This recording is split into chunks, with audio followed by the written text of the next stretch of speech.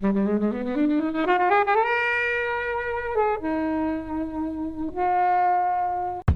Me Softly song is really funny as well. I think that is universal. You know, we've all been to school, we've all sat through those kind of assemblies. It's well written. I think that it's got some very good central performances, and that quote that Marcus says in it, two people isn't enough, you need backup, I think actually makes it quite inclusive in terms of recommending it to people, because at the end of the film you aren't being told that the way to happiness is necessarily, you know, to pair up. It's more about someone needing a support system, and I think that's a really universal message. Community. Yeah, exactly.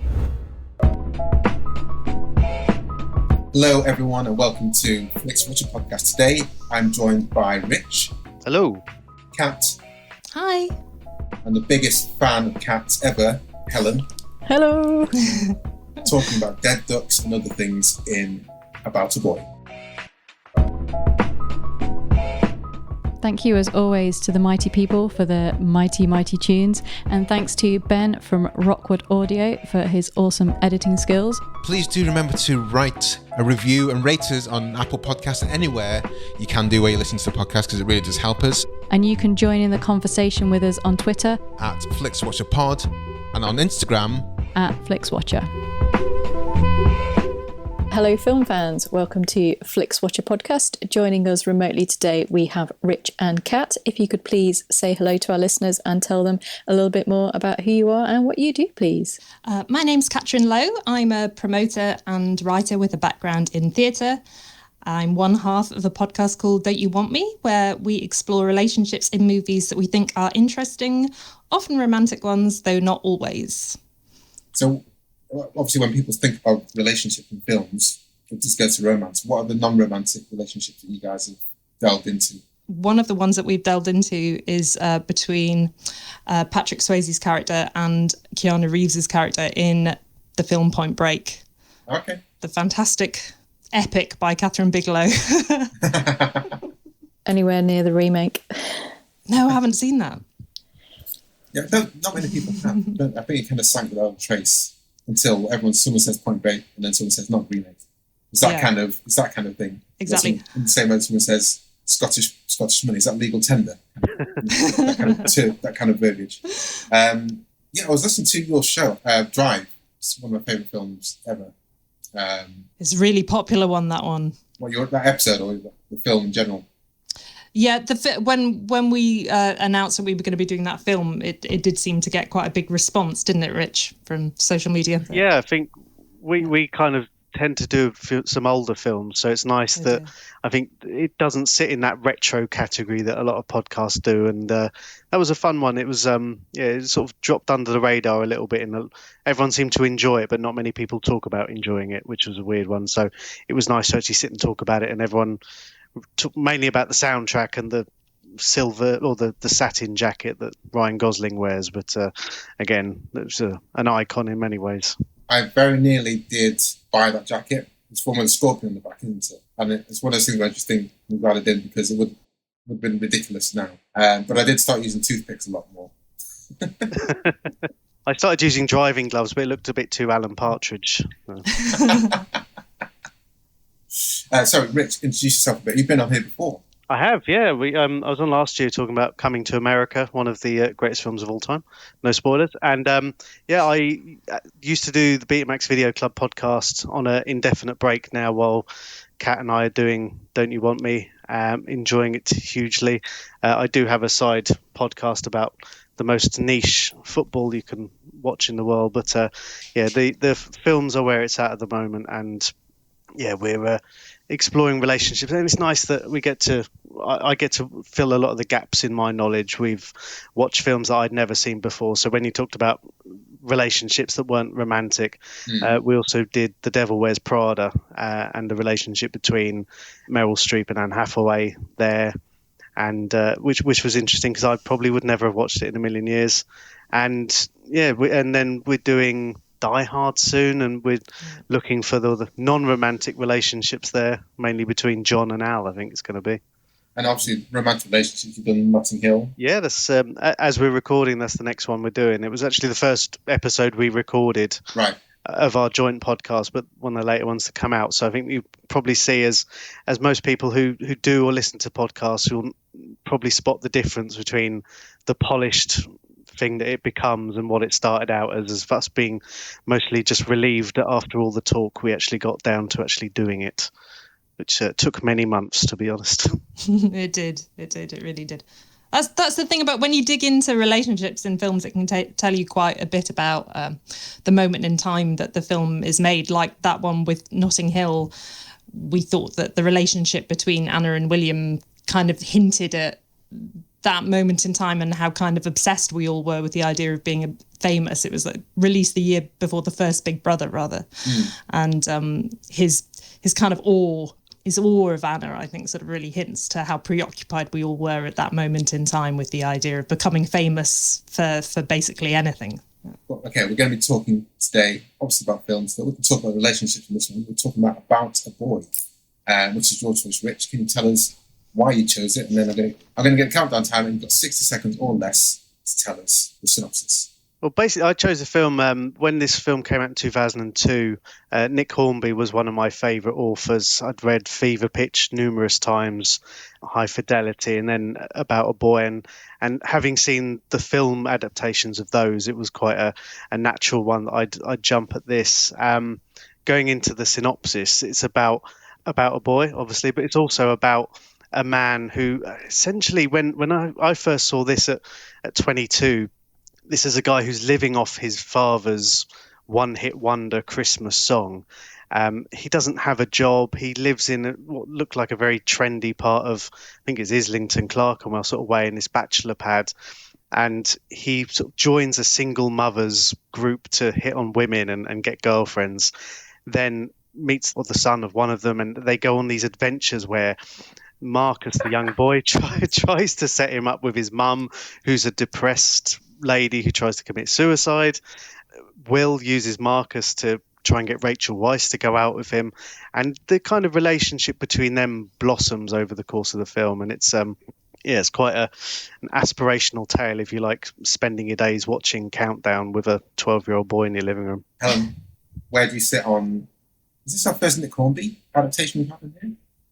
Where do you sit on Nick Hornby and adaptations of his books, if you've read them, any of them? I've read a few of them. I haven't read any of his more recent ones, but a big fan of his style. And yeah, I've read About a Boy and How to Be Good and High Fidelity and his 21 songs, and then a couple of the later ones. And generally his film adaptations are pretty good. I think this is one of the really good ones. Features everyone's favourite film mom, Toni Collette. I think one of the reasons that this works so well is that the cast is quite brilliant, and obviously an early outing for Nicholas Hoult, and the soundtrack as well, the Badly Drawn Boy soundtrack. So I think this is, I remember watching it when it came out and having a lot of love for it. So it was really nice to revisit it, even if the sight of DVDs and CDs is quite amusing. It's sort of a retro vibe. CD players, portable CD players. My God. This is introducing Nicholas Hoult, isn't it, at the start? So this was his first thing before then Skins, before then playing Beast, and before like taking over worlds. And in the same like him and Will Poulter, just like run fantastic eyebrows. Yeah, exactly. I think that's why I was thinking Will Poulter, because they both have like amazing eyebrows, don't they? And you, Kat, where do you sit on About a Boy? So I saw it at the cinema when it first came out. In the previous decade, I'd snuck in underage to watch Four Ends in a Funeral with my mate. And from then on, I was very much all in on Hugh Grant. I thought he was a very gifted comedic actor. And I also had a poster of him frolicking in some sunflowers, I think from Smash Hits, on my wall. And I was also a fan of Nick Hornby. I had read The High Fidelity several times when I was a teenager. So I think I was really looking forward to seeing this at the cinema. And I do remember laughing a lot, particularly at Hugh Grant in the support group scene, and also Nicholas Hoult listening to Shake Your Ass in the corridor. And but I hadn't watched it again properly in full and until now. I mean, rewatched it rather. And yeah, I thought it held up well. There's one gag at the start, I don't know if you caught it, when Nicholas Hoult's character said something about I'm not Haley Joel Osment in the film. And obviously his mum is played by Toni Collette. In Sixth Sense, his mum was played by Toni Collette. So I think, did they do that on purpose? Anyway, that's a sideline. I think so. It's kind of like a very knowing film, isn't it? And there's a lot of like winking at the audience over certain things and sort of, going, yeah, we're doing this joke now. You'll like it, you'll get it. It was that kind of vibe, wasn't it, for kind of English filmmaking in stuff like that? A little bit winky, a little bit like kind of fun vibes. Yeah, definitely. I think a lot of it as well was things like when they have these nods and they also have the jokes in there that you kind of think they still work now, but you kind of needed to have some of it, like the daytime TV, for example. I mean, luckily Countdown is still running. So there's a lot of, some of it is aged quite well in terms of the pop culture references. But we're at a point now in 2021 where vinyl is one of the biggest physical media sales you can get, and we're wondering, we joked about how people were buying CDs and things like that, and we're wondering if they'll make a comeback in the future. He goes into HMV, the big HMV that used to be on Oxford Street, and browsing there and seeing all those people flicking through CDs and magazines, and you're wondering if those days will ever come back, because I mean, it looked like quite a nice life. I think when I was in my early 20s and saw this, I thought, oh wow, that's how I want to be. But it turns out if you don't have a job when you grow up, then you're apparently uninteresting to everyone, which I found a slightly interesting take on things. But I guess there's also the opportunity for you to transpose which one-hit wonder would have been his dad in a different film. Would it have been, we're imagining it's something like Roy Wood from Wizard. So I thought that there was something interesting, picking up on what you were just saying, Rich, in the way it as a film explores how all of us, there's something in all of our lives that makes us feel weird.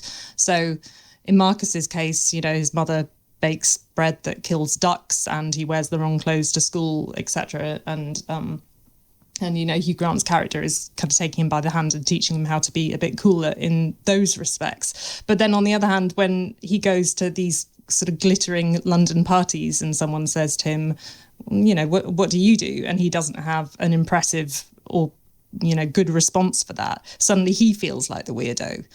And yeah, I thought that as a film, it's quite good at kind of showing you how everyone has something that they feel a bit odd about. And kind of, which is why everyone should band together and support each other, because we're all outcasts in one way or the other. It is kind of like quite a sort of sweet sort of message of the be yourself and being unique and sort of being your own person. But I mean, we've kind of mentioned it briefly, but the sort of main sort of story starts between them because of the suicide attempt. And there's that kind of, maybe this is sort of what you were saying, Kobe, in that like there's this very serious sort of suicide and depression, and it's not really until the sort of the end of the film that her mood starts to change, and Marcus is sort of very sort of intent on making her happy, and it's really upsetting him and messing him up that he's witnessed his mother's suicide attempt, and that he's scared that she's going to do it again. And the reason he starts to go to Will's flat is because he doesn't want to go home in case he goes home to that. So there's this kind of weird sort of really intense sadness going on at the same time. Everything's a little bit sort of bants and jokies at the same time, which might be what you're not quite sure about, Kobe. I don't know. Yeah. I think that's part of it. I think, sorry for everyone who's listening, this should sound better now. Just had to change the microphone. I think my heart always aches for the kids who are outcast for other reasons apart from they're being individuals, and that always. I don't think I like seeing that on screen so much, because I just think it's harsh, isn't it, for young kids to be just so they randomly sing out tunes and have to wear the clothes that their mothers make them wear, or not allowed to go to McDonald's, that therefore they don't have friends, and even their friends don't want to hang around with them. I just feel but it's it's real life, and maybe the juxtaposition, as you're saying, Helen, with the comedy, because some bits are laugh out loud funny, is a hard kind of yin yang situation I can't really reconcile. But I mean, generally, overall, I really enjoy it, and I think maybe it's also Hugh Grant's character preying on women as well, essentially. You know what I mean? It's like, yeah.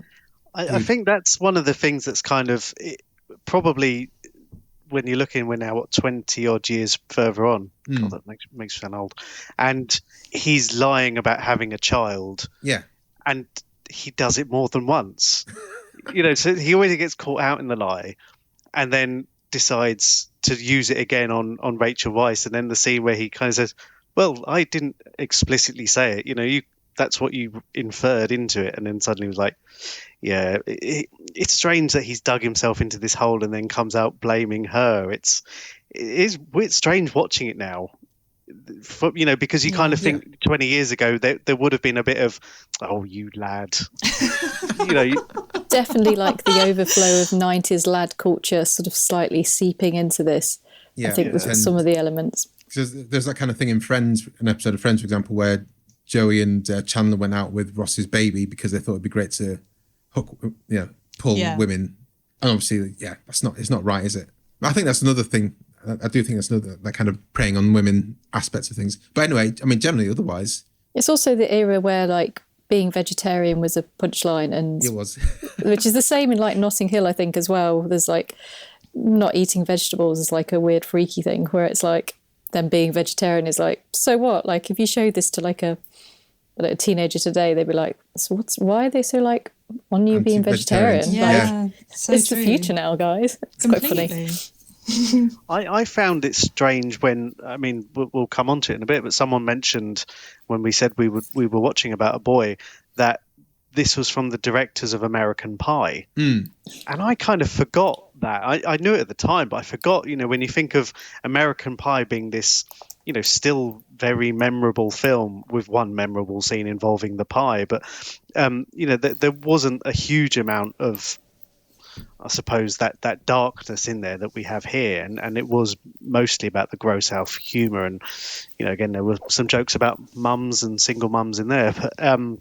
when you then take it 3 or 4 years later and they land on About a Boy, it's an interesting kind of change of tone a little bit. I mean, I'm not saying they should stick to American Pie sequels. I think there were 8 or 9 of them, but it's funny how that kind of leads from one thing to another. When one of the things I read, and it was involving Robert De Niro's production company, and that this was initially planned as a vehicle for Robert De Niro. And I don't know if when High Fidelity moved from Holloway Road to Chicago, because when I read High Fidelity for the first time, I was working in Our Price on Holloway Road, so assumed it was about me, because of course it is. But then that moved to America and was really well made and did really well, and I wonder if they tried to do that again and kind of thought it's maybe they would have been changing far too much of it. But again, you've taken it from, again, showing where I grew up, this was pretty much almost entirely made in Islington. So it's Nick Hornby keeping it real, isn't it? That's Nick Hornby through and through, and I noticed you're wearing an Arsenal top there as well, so Sorry. even more about you. I mean, everyone here said they've read the book. Where are you in general on book to film conversions? And can you remember key plot points of the book that may or may not have made it to this version of the film? I remember this book being closer to the film than most. I mean, High Fidelity was fairly close, other than, again, that mainly transporting to yeah. But I think that the plot points of that were fairly similar, and this was quite close. I mean, obviously, Fever Pitch was drastically different, but Fever Pitch was an abomination. Yeah, we'll probably come to that at some point. That might be my pick for one of our episodes. But yeah, I think I remember this being fairly close. Not, I mean, they had to change some things for, I mean, 2002, and I think we were sort of midway beyond Britpop and Cool Britannia and all that. It was set when, in the book, it's set when, well, there was a lot more of the storyline from what I remember between the boy, Marcus, and I think, was it Natalie? No, Natalie's her actor's name. The girl he fancies who's a few years above him in school. Ellie, that became Ellie. Yeah, that became a lot more developed in the book. and it was revolved around her love of Nirvana. And I think a lot of the storyline was based around when Kurt Cobain died. There was like one day when everyone found out Kurt Cobain died that like Marcus was like, holy shit, I need to go make sure Ellie's okay. But other than that, I think the main plot points are there. Helen, I was going to say that kind of makes sense now. It's all coming back to me reading the book, and that probably explains why the relationship that's probably the weakest for me is probably his relationship with Ellie. There's like that strange bit where suddenly she's like at Will's flat at the end, and it's like, okay, so what's their deal? What's going on? And I think that's probably their relationship has been sacrificed for time and fitting everything in, and it kind of feels a bit like not really sure it works that well in the film. I think it's just to make sure that he's not a super pariah, I guess, and he's got some friends who's one of the coolest girls in the school, isn't it? I think so he's got at least some kind of cred to him, I guess. Yeah. One thing that's quite interesting about him as a writer is the fact that he is a really good writer of screenplays as well as being a good novelist, because I really like the screenplay that he did for An Education. Oh, is that him? Yeah, I think so. I thought that was a really great one. And did he do Brooklyn as well, the Saoirse Ronan film? Oh, I think that's right, yeah. So quite very talented in that way. One thing that I think is good about the film is the fact that Toni Collette has quite a fleshed out character there, and she's not there to be someone's love interest, and I think that's quite rare in a film like this, really. She's not there in any way to be objectified. She's got her own narrative going on, and that's really good. I mean, Toni Collette is just dynamite in every single thing she's in. She really is, absolutely. I think the last film I saw of her was Hereditary, which we did for this podcast as well, and completely different performance there. And I need to rewatch. I think I've only seen Sixth Sense once because, once you know the twist, you're kind of like, do I need to see it again? But I've forgotten so many bits about it that I should really watch it again. Even if it's just for Toni Collette, I think that's reason enough to watch it. I think. Definitely. Reason to watch any film for me. Just going back to Nick Hornby and screenplays, he also did the screenplay for Wild, which we have also had on here. Oh, okay. But yeah, his books are there's him and David Nichols. I find they're sort of similar-ish, and they both write very easily. Like you can go, I can see how you could turn this into a screenplay. It's very easy on the eyes to read. But I like Nick Hornby. I haven't read any of his later ones, but I did see Juliet Naked recently, which was kind of fun. So he's still cracking them out. Yeah, I remember. I read Juliet Naked a while ago, but he's not a fixture. To be honest, I don't have much time at the moment to read a whole book. If I start reading, I try and read a book at night. I'm in bed, and like 5 minutes later, I'm asleep. So I read maybe a page and a half, and then I go back. I have to go back to reread it again because I've completely forgotten what I read. So I don't have the time to just laze around on the Sundays and read books like I did, which is a crying shame. I wonder if his books would work as audiobooks these days, although he'd be stealing our customers as podcasts. But but then he'd have to get a celebrity in to read it and see. Although he could do it himself. I met him once. He's a distinctive voice. So before we go into scores, just want to talk about the actors then and now. This is 20 years since it came out in the cinemas, and a fair few people have grown on to bigger and better things. I mean, is there anyone you want to point out in particular? Well, one person we did talk about on social media before this happened was Natalia, who played Ellie. She was in it popped up as an episode of The Mandalorian. A couple of years, it was last year, the year before, and I know a lot of people know her from that because she was painted in purple, isn't she? I think I'd heard before it was on that she was in it, and I think someone had obviously spoiler on Twitter, but I haven't seen any of the Harry Potter films. I believe she's in those or several of them, but again, that's just the kind of, it's nice when you see a film when people have gone on, especially when they're the younger actors. I mean, I say a lot of people know Nicholas Hoult, but then you've got other actors in there in small roles. Rachel Weisz has gone on to great things. This wasn't exactly her breakout. She didn't have a big role, but things like that. It's nice to see when you go back and you recognise people, and it is the kind of of course, yeah. For me, it was playing Osha in Game of Thrones. I was like, I really recognise Ellie. I can't remember where from. And then you do the IMDb digging. So it was her. And then obviously the list appears. And Nicholas Hoult was a weird one for me because when he came into Skins, I thought this would be a one and done kind of TV film appearance for him, but when he came into Skins, I was like, this kid from About a Boy, and then he's still. I'll tell you what, people from Skins have done amazingly.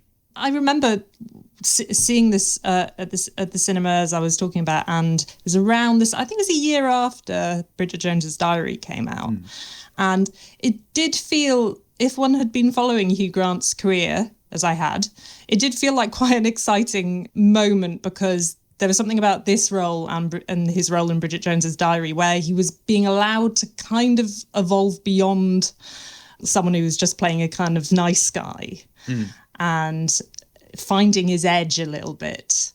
And yeah, really, you could tell that he was having a very good time with this role and the one in Bridget Jones's Diary. And I think it kind of shows a little bit about where he was going to go and where we see him now, you know, in the incredibly popular Paddington 2 and A Very English Scandal.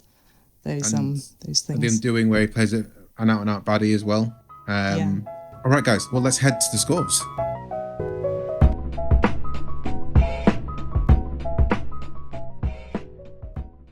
Hello, I'm Sam Pay. And I'm Martin Zoltz-Orstwick. And we are the two hosts of a podcast called Song by Song, where we listen every week to a track by the musical artist Tom Weitz. You might know him for his gravelly voice. Very nice. His appearance in films, but also his multi-decade spanning career involving blues, jazz, and all sorts of other kinds of experimental music. So we're basically like a book club for Tom Weitz. And if that sounds like your cup of tea, you can find us at songbysongpodcast.com or wherever you get podcasts. Welcome to the Flixwatcher scores. All of the scores out of 5. You may have decimal places if you wish. And we will start with you, please, Rich, with your recommendability.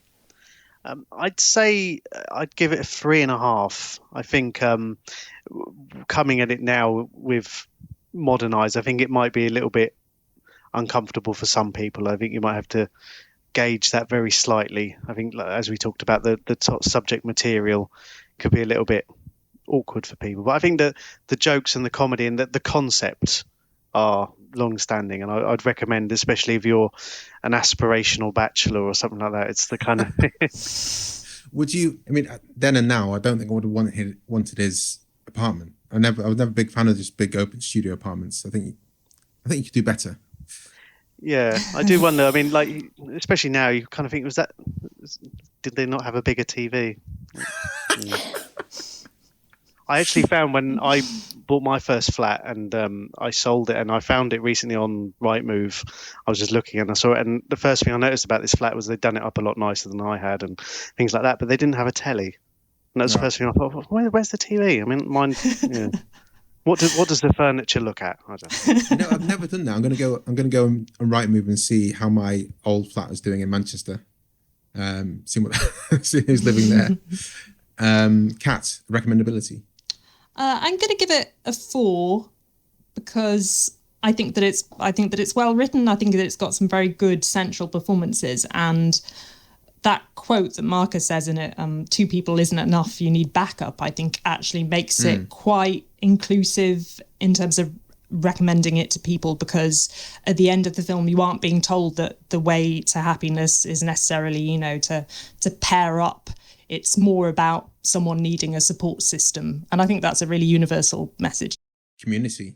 Yeah, exactly, community. Helen. Yeah, I'm also going to go for a 4. I mean, I think the combination of the source material from Nick Hornby, you know, a really, really strong cast, and the soundtrack sort of elevates it above kind of average, kind of a rom-com, but a kind of a general comedy drama. And I think even though some of the things are definitely aged a little bit, I still think its sort of messages are universal. And Killing Me Softly song is really funny as well. I think that is cringe, universal.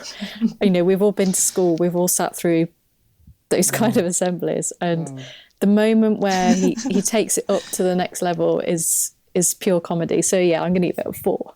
I think this is part of the feeling sorry for him as well, because his mum just set him up for abuse in a way, hasn't he? I'm going to 3.8.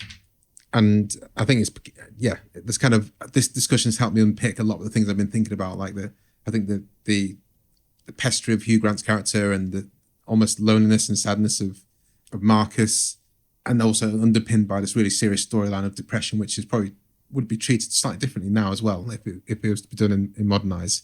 It's always nice to see, CDs and stuff like that. CD players. Oh my God. Repeat viewing score, Rich.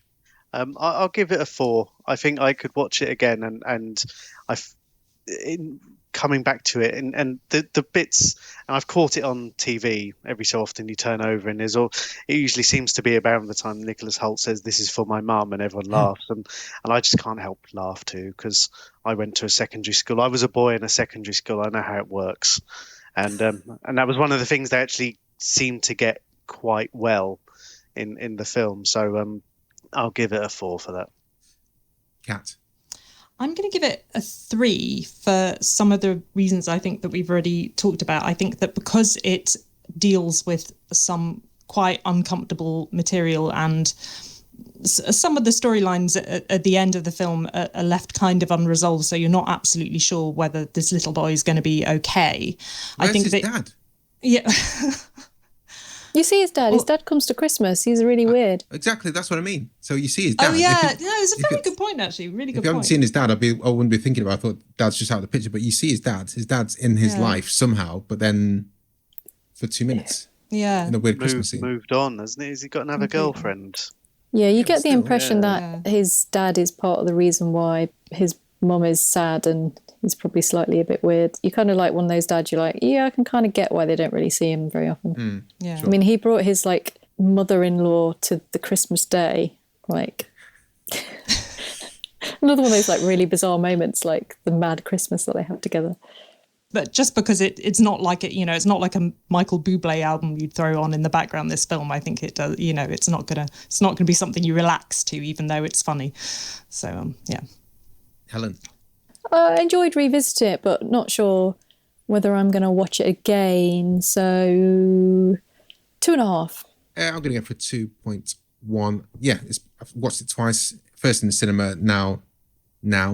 So I don't feel the need to watch it again. And I'll watch it again at some point. But yeah, I don't think it'll be high on my list. Small screen score. Rich. Yeah, well, again, I had seen it at the cinema when it came out.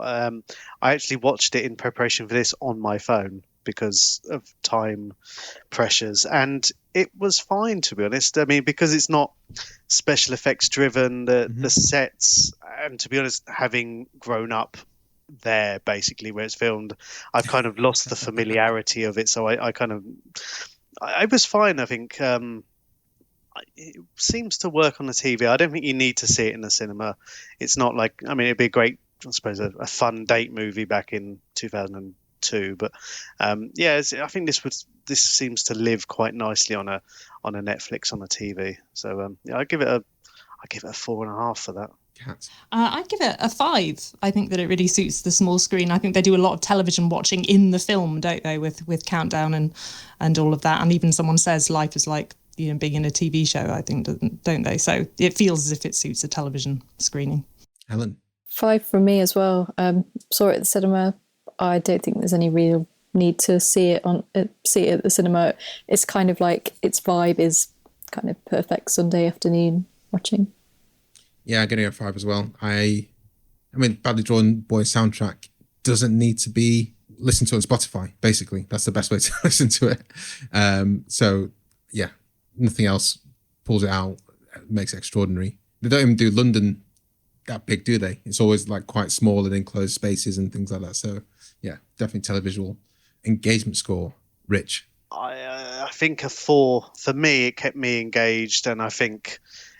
Again, there was probably slightly influenced by when I saw it in the place in life I was, but I think watching it then and then coming back to it now, because the idea of some, my own space, so that'd be ideal. Be able to watch Countdown, go and play snooker. 4.5. Kat. 4. I think that it's a film that you definitely want to stick around to watch if it comes on. So, yeah. Helen. Yeah, I mean, it's not one of those ones that you have to be kind of glued to the screen. Like, it's not really intricate and going to mess with your brain if you like get up and go to the toilet without stopping it. It's pretty nifty, an hour and 41 minutes. So yeah, I'm going to 4 as well. Like, you know, pay attention, you'll get more out of it, but likewise, you can kind of like have it on in the background as well. I'm going for 2.8. I dipped in and out, did a lot of IMDb. Yeah, so I don't think I had to fully pay attention. So 2.8. And that gives us an overall score of 3.82500, which is high. I'm the dissenter in this case. I apologize, guys. We're going to head over to Twitter now, and do follow us, guys, at Twitter. We are at FlixWatcherPod. And one of the main reasons to follow us is because we put a tweet out before recording of the films we're going to record. And in this case, saying we're chatting about a boy with Betamax Pod and at Kitty Costanza from Do You Want Me podcast. Have you seen it? Tells your thoughts and a score out of 5 stars for an on-air shout-out on Flixwatcher. And we had a fairly big response. Rich, since it's your film, do you want to pick one? Yeah, from Paul Stephen Edwards, gave it 4 stars and said it was a great adaptation. I'd read the novel a few years before. Kat. This is from Coppola Connections, a heartwarming film that perfectly captures the feelings of loneliness and fears of responsibility. Who would have thought the director made a film about a teen shagging a pie? 4 stars. Helen. This one is from David Marples. I am an island. I'm bloody Ibiza. Wonderful, poignant and moving soundtrack by Badly Drawn Boy. 4 ducks. Nice emoji use there. Yeah. Rich. Yeah, Richie Griswold. Wonderful film. Hugh Grant playing Hugh Grant. Not loved by ducks though. Didn't leave a score. No stars though. Yeah, Richie Griswold. all I Kat. could see is 1 duck emoji. Does that mean one duck? Does he only like it with 1 duck? Come on, you know the deal. We need the stars at the end. And Kat. Gidget von LaRue says, great film, love Hugh's insult to Toni Collette's character in the restaurant. We've got one last one. No stars on this one, but I will read it out because it's a nice review.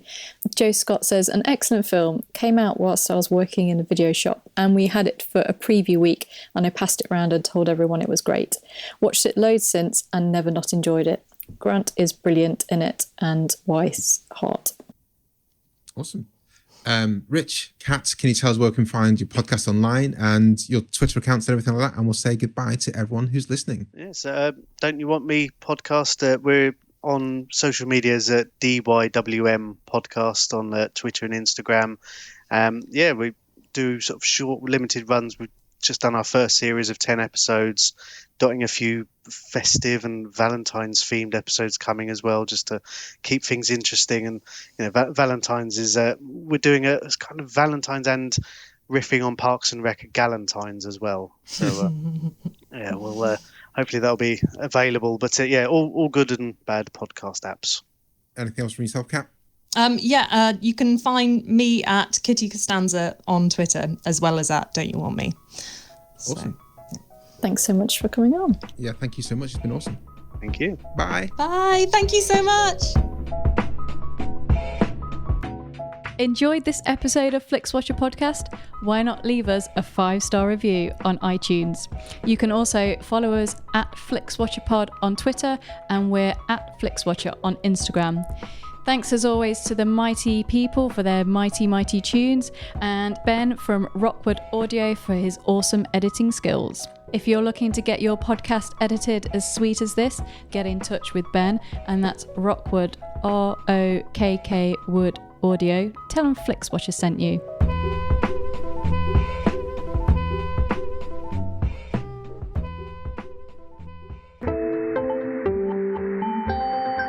You just heard a Stripped Media production.